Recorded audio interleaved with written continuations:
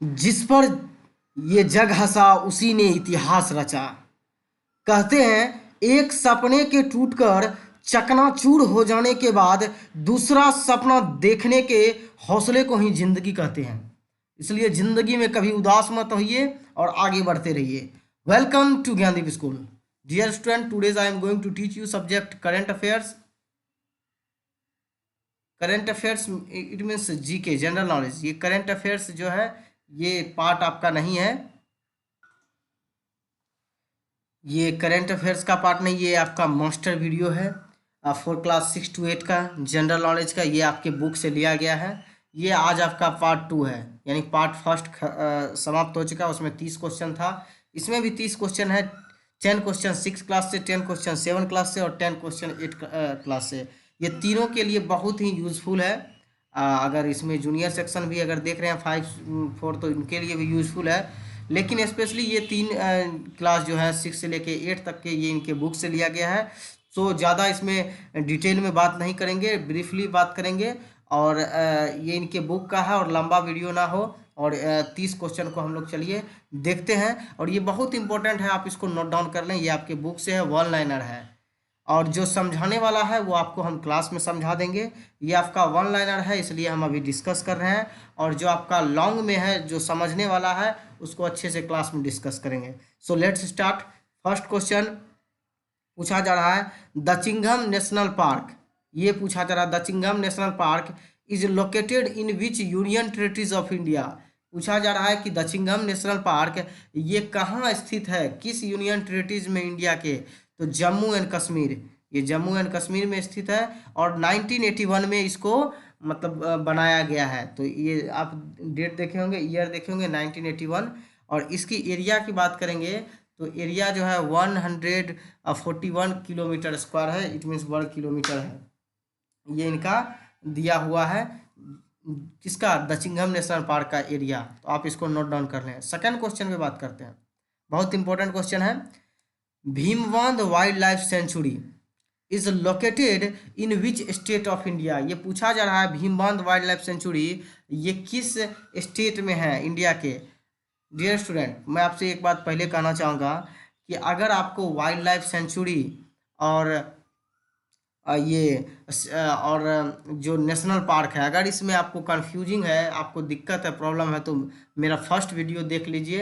ये general knowledge का जो आपके बुक से है फर्स्ट पार्ट, उसको देख के समझ जाइए। एक बार फिर से हम यहाँ रिकॉल कर देते हैं।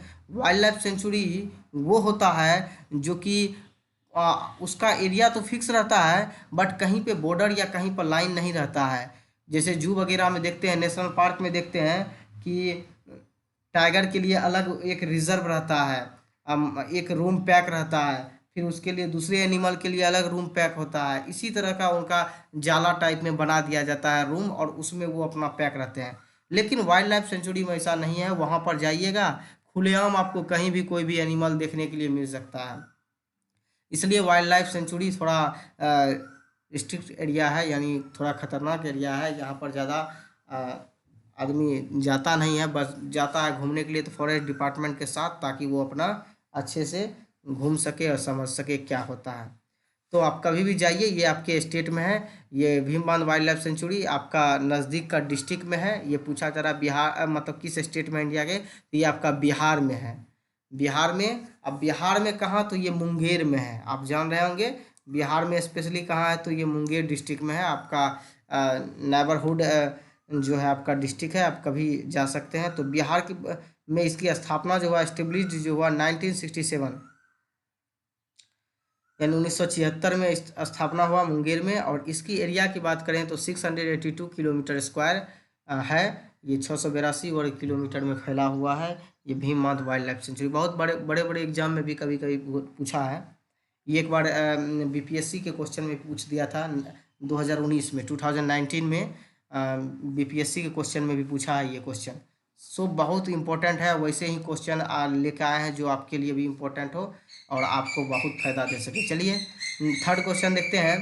विच is the heaviest dog in the world, यानी दुनिया का पूछा जा रहा है कि हेवीएस्ट डॉग यानी कौन है। तो ये इंग्लिश मैस्टिफ, ये जो इंग्लिश मैस्टिफ है ये डॉग है ये बेसिकली इंग्लैंड में पाया जाता है और उन्हीं उन्हीं के द्वारा ये नाम दिया गया है। इसका जो है हैवीएस्ट अगर बात करें तो ज़्यादा से ज़्यादा मैक्सिमम जो इसका हैवीएस्ट जा सकता है 343 पाउंड्स। आप इसको याद रखेंगे क्योंकि ये सब में जो होता है पाउंड में ही इसका हैवीएस्ट की गिनती होती है, तो इसलिए पाउंड में ही दिया था, इसलिए हम दिखाएं आपको। फोर्थ नंबर का क्वेश्चन है which country is known as sugar bowl of the world. ये पूछा जा रहा है किस कंट्री को चीनी का कटोरा के नाम से जाने जाते हैं, sugar bowl of the world.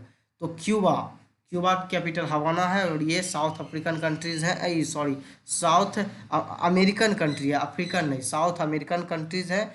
13 country में से एक क्यूबा आता है जिसकी कैपिटल हवाना है और इसको sugar bowl of the world कहा जाता है। अगर पूछा जाए कि which country is known as sugar country, तो वो हो जाएगा आपका चीनी का कंट्री जो हो जाएगा ब्राज़ील, क्योंकि वहाँ पर सबसे ज़्यादा अभी चीनी का उत्पादन किया जा रहा है। लेकिन sugar bowl of the world 1960 से इन्हीं को नाम दिया गया है, इसलिए अभी तक ये चला आ रहा है। चलिए फिफ्थ नंबर का क्वेश्चन देखते हैं which country is known as cockpit of Europe. किस कंट्री को कॉकपिट ऑफ यूरोप के नाम से जाना जाता है। ये बहुत इंपॉर्टेंट क्वेश्चन है, देख लीजिए। तो ये बेल्जियम, बेल्जियम एक यूरोपियन कंट्री है और यूरोप में बेल्जियम में बहुत सारे ऐसे म्यूजियम वगैरह हैं और हिस्टोरिकल प्लेस है, इसलिए इसको कॉकपिट ऑफ यूरोप कहा जाता है। आप इसको याद रखेंगे।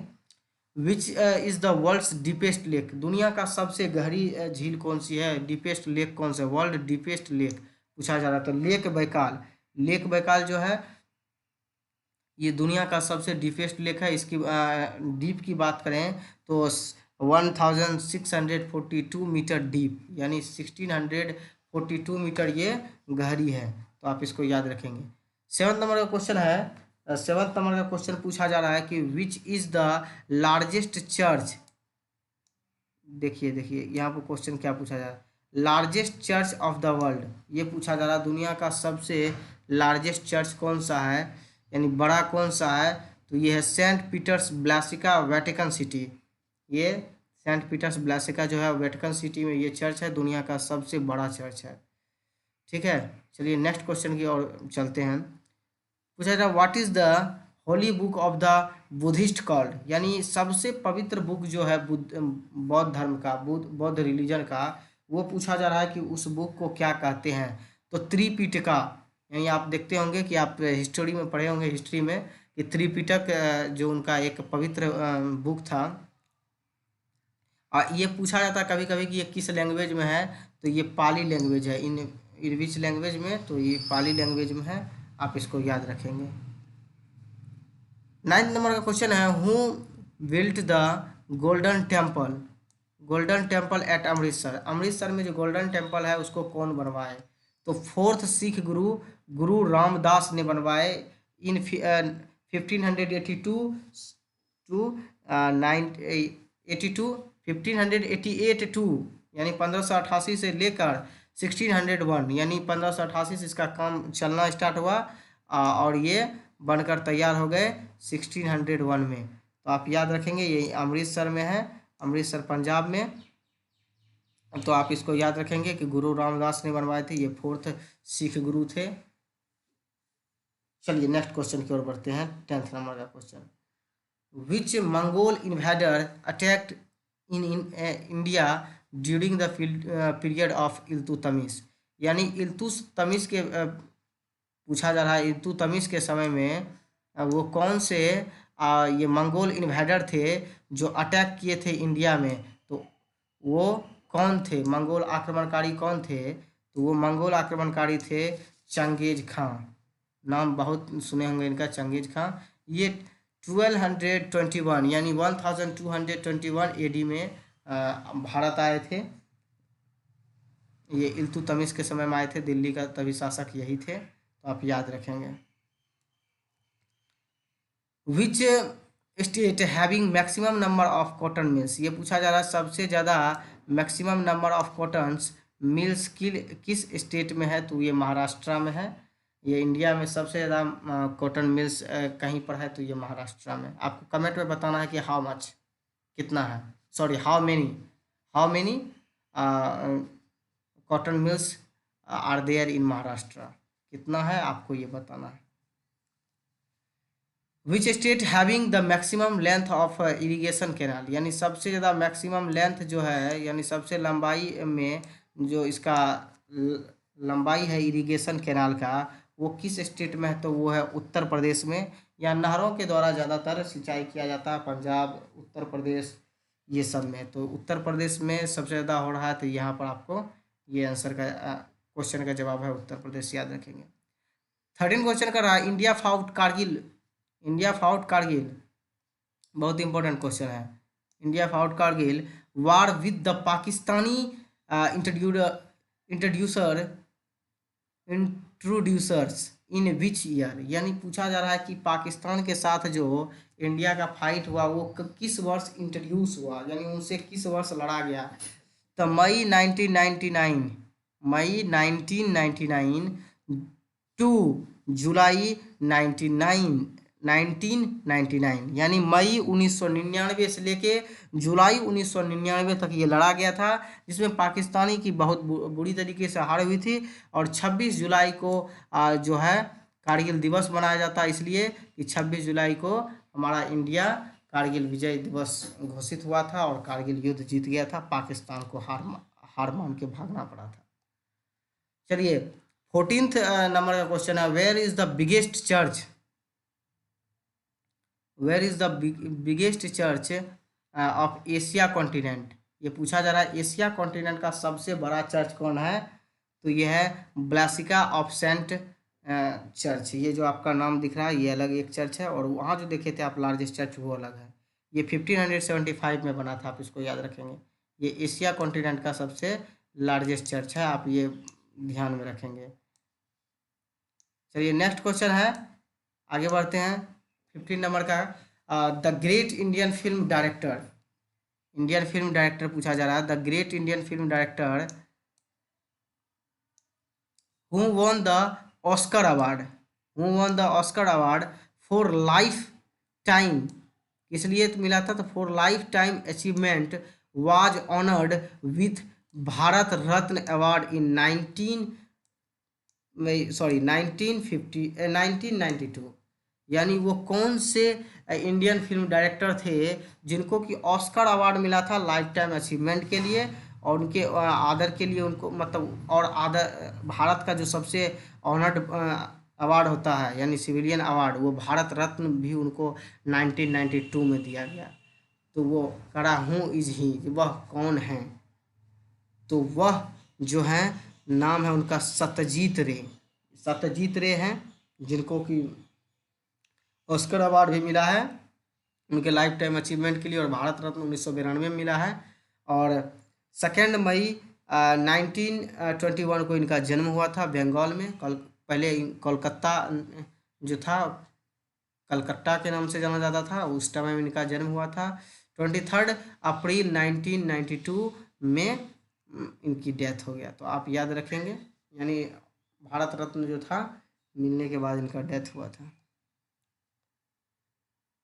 यानी समझिए कि जिस ईयर में भारत रत्न मिला उसी ईयर में इनका डेथ भी हुआ। चलिए क्वेश्चन नंबर 16 पे चलते हैं। ये क्वेश्चन पूछा जा रहा सी, लैंग्वेज सी, ये पूछा जा रहा है the language C of computer was developed in which year, यानी सी लैंग्वेज जो है कंप्यूटर में सी सबसे पहला लैंग्वेज है सी। तो सी जो कंप्यूटर का फर्स्ट लेटर है वो किस ईयर उसको डेवलप किया गया? तो 1972 में बाय डेनिस रिच्टी, इनके द्वारा, डेनिस रिच्टी के द्वारा, जो है ये यूएसए के थे, यूनाइटेड स्टेट्स ऑफ अमेरिका, इनके द्वारा ये किया गया था। ये पहली बार कंप्यूटर डेवलप में मतलब लैंग्वेज सी को डेवलप किया गया था। 17 नंबर का क्वेश्चन है, this astronomer who discovered Uranus, यानी कौन से एस्ट्रोनॉमर थे जो कि डिस्कवर किए थे यूरेनस का? तो उनका नाम है विलियम हर्सेल। 13 मार्च 1781, यानी 1781 ईस्वी में 13 मार्च 1781 में विलियम हर्सेल ने यूरेनस की खोज की थी। The trapping of the sun's heat in the astronomer atmosphere of the earth due to the presence of certain gases in term as, यानी कि कौन सा वो सनलाइट का इफेक्ट जो है एटमॉस्फेयर पर पड़ने के बाद बहुत सारे गैसेज, मतलब उसमें बहुत सारे हानियाँ होती है, क्षति पूर्ति होती है, तो है ग्रीन हाउस इफेक्ट। इससे एटमॉस्फेयर पे काफ़ी क्षति होती है, जैसे कि कार्बन डाइऑक्साइड, मीथेन, ये सब जो होता है ग्रीन हाउस गैस है, जो कि जिसके कारण सनलाइट का हीट बहुत ज़्यादा एटमॉस्फेयर पर पड़ता है। ठीक है, ये सब ग्रीन हाउस गैस का इफेक्ट के कारण ही सनलाइट का इफेक्ट इतना पड़ता है कि जब ये सनलाइट पड़ता है तो ये बहुत ज़्यादा देर मात्रा में ही बहुत जल्दी गर्म हो जाता है अर्थ, और बहुत ज़्यादा देर तक गर्म रहता है। इसका कारण है greenhouse effect. The Minamata disease is called due to the positioning by, यानी पूछा जा रहा था पोजिशनिंग, मतलब मिनीमाता डिजीज का काउज पूछा जा रहा था, जिस किस कारण से हो सकता है। आपका ऑप्शन में दिया था मरकरी, सल्फर और भी बहुत सारा चीज़ ऑप्शन दिया था, तो इसमें से मरकरी आपका ये सही होगा। इसी के कारण ये डिजीज, इसी के मतलब इसी के प्रेजेंस में ये मिनीमाता डिजीज होता है। मिनी माता डिजीज आप कमेंट में लिखेंगे, इसके बारे में कम से कम 2-3 लाइन जरूर लिखेंगे कि व्हाट इज मिनी माता डिजीज, ये क्या होता है। इसके बाद देखेंगे कि कितने बच्चों का ये जवाब सही आता है। 20 नंबर का यानी 20 नंबर का क्वेश्चन है, the country was topped the medal list for many times in Asian games. Asian games में कौन सा कंट्री सबसे टॉप में है जो बहुत बार मेडल लिए हैं? वो है जापान। आपका बहुत टाइम ये मतलब बहुत बार ये मेडल जीते हैं एशियन गेम्स में। 21 का क्वेश्चन है, the first Asian games where held in, यानी कहाँ पर पहला एशियन गेम्स हुआ था? उसका आयोजन हुआ था न्यू दिल्ली में 1951 में, यानी 1951 में न्यू दिल्ली में। Where the Asian Games will the organized in 2018, यानी 2018 में एशियन गेम्स कहाँ ऑर्गेनाइज हुआ था? ये जकार्ता इंडोनेशिया में हुआ था। इंडोनेशिया कैपिटल जकार्ता में 2018 में हुआ था। अभी इसका इंडोनेशिया कैपिटल चेंज होने वाला है, क्या होने वाला है? तो बोर्नियो आइलैंड को जो ये इंडोनेशिया कैपिटल बनाया जाएगा। 23rd का क्वेश्चन है, where is the located national institute of sport, यानी राष्ट्रीय खेल का सबसे बड़ा ये जो मुख्यालय जो कहा जा रहा है, ये हेडक्वार्टर नहीं पूछा जा रहा है, ये इंस्टीट्यूट पूछा जा रहा है कि कौन सा जगह पर नेशनल इंस्टीट्यूट ऑफ स्पोर्ट का है, कहाँ पर है? तो Netaji Subhash Chandra national institute of sport Patiala, ये पटियाला में है। पटियाला आपका बता दें ये हरियाणा में है, वहीं पर नेशनल इंस्टीट्यूट ऑफ स्पोर्ट है। Where is the India's oldest iron plant located and what is its name, यानी इंडिया का सबसे ओल्डेस्ट आयरन प्लांट पूछा जा रहा है, और पूछा जा रहा है कि ये कहाँ, मतलब and what is its name, यानी इसका नाम पूछा जा रहा है। तो आइए हम इसका नाम भी बताएंगे, और ये कहाँ है और कौन बनाया ये सब भी बताएंगे। तो Tata iron and steel company, इसी को शॉर्टकट में बोलते हैं TISCO, Tata iron and steel company, जिनका की मतलब स्थापना 1907 में, यानी 1907 में हुआ था बाय जमशेदजी टाटा के द्वारा। जमशेदजी टाटा के द्वारा, आप जानते होंगे, you know that Jamshedji Tata. And ये कहाँ पर है इसकी बात करें तो ये जमशेदपुर में है। जमशेदपुर झारखंड में पड़ता है। चलिए 25 नंबर का देखते हैं, where is located Lal Bahadur Shastri academy of administration of India, यानी लाल बहादुर शास्त्री एडमिनिस्ट्रेशन एकेडमी कहाँ है? तो मसूरी। जब आप IAS ऑफिसर बनिएगा इंडियन एडमिनिस्ट्रेटिव सर्विस का, जब आप UPSC का एग्ज़ाम देकर इनका ट्रेनिंग के लिए जाइएगा तो आपको मसूरी ही जाना पड़ेगा, मसूरी में ही भेजा जाता है। और ये मसूरी आपका उत्तराखंड है। आप उस जगह घूम भी लीजिएगा अच्छे से, और ट्रेनिंग जो आपका IAS का होता है यहीं पर होता है। तो बहुत इंपॉर्टेंट क्वेश्चन है, इसलिए हम ये जवाब आपसे पूछ लिए और आपको बता दिए कि लाल बहादुर शास्त्री जो है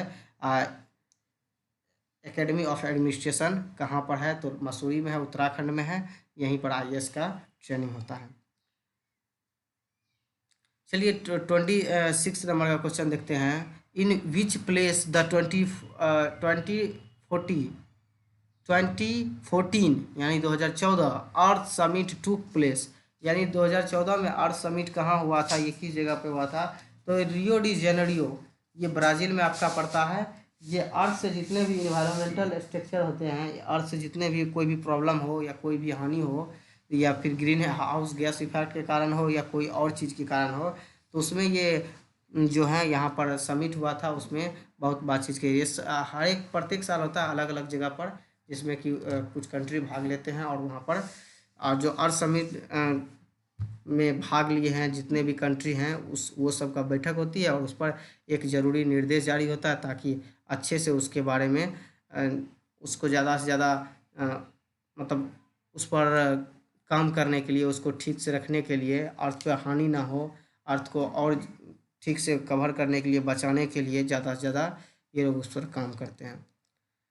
27 नंबर का क्वेश्चन है, the number of the constellation in our solar system. ये पूछा जा रहा है कि कितना कॉन्स्टिलेशन है पूरा सोलर सिस्टम में। 88 कॉन्स्टिलेशन है पूरा सोलर सिस्टम में। The first black tennis player who won the विलियमडन टाइटल, यानी कौन सा ब्लैक टेनिस प्लेयर है सबसे पहला जो कि पहला विलियमडन टाइटल जीता था, तो ये है एलिथिया गिब्सन, जो कि 1957 में ये फर्स्ट ब्लैक टेनिस प्लेयर है जो जीते थे विलियमडन टाइटल, और ये अफ्रीकन कंट्रीज के हैं। Which two movies have won the most Oscar award, ये पूछा जा रहा है कि सबसे ज़्यादा दो मूवी का नाम बताइए जो सबसे ज़्यादा बार ऑस्कर अवार्ड जीते हैं। तो फर्स्ट है बेन हुर, ये 1959 में रिलीज हुआ था। इनको जो नॉमिनेट किया गया था, ये इनको नॉमिनेट किया गया था 17 बार, जिसमें से 12 बार इनको मिला है 12 टाइम्स। और जो ये दूसरा है टाइटैनिक 1997 में 1997 में बना था, इनको भी 17 बार नॉमिनेट किया, इनको मिला 14 बार। तो आप इसको याद रखेंगे। 30 नंबर का क्वेश्चन है, who is the first Indian to win a Booker prize, यानी कौन से पहले इंडियन बुक हैं जिनको कि बुकर प्राइज मिला है। तो अरुंधति राय, इसको जो मिला है the God of small things. 1997 में ये बुक रिलीज हुई थी, the God of small things, इनके एक नॉवेल हैं और इन्हीं के लिए इनको अरुंधति राय को फर्स्ट बुकर प्राइज से इसको सम्मानित किया गया था। ये बहुत इंपॉर्टेंट क्वेश्चन है, आप इसको याद रखेंगे। चलिए हम लोग इसी तरह आगे फिर कभी मिलेंगे आपसे। ये आपका मास्टर वीडियो पार्ट 2 यहीं पर समाप्त करते हैं, और आज आपको शाम तक में आपका करंट अफेयर्स भी आ जाएगा, तो आप उसको भी देख लेंगे। और इसको मतलब कितना समझ में आया, कोई प्रॉब्लम है या कोई डाउट हो तो आप पूछ सकते हैं, और अच्छे से इसको याद कर लीजिए। आज का टुडेज वर्क फॉर यू में आपको दिया जाता है all questions and answer learn it, जितना भी दिया है आप उसको अच्छे से याद कर लीजिए।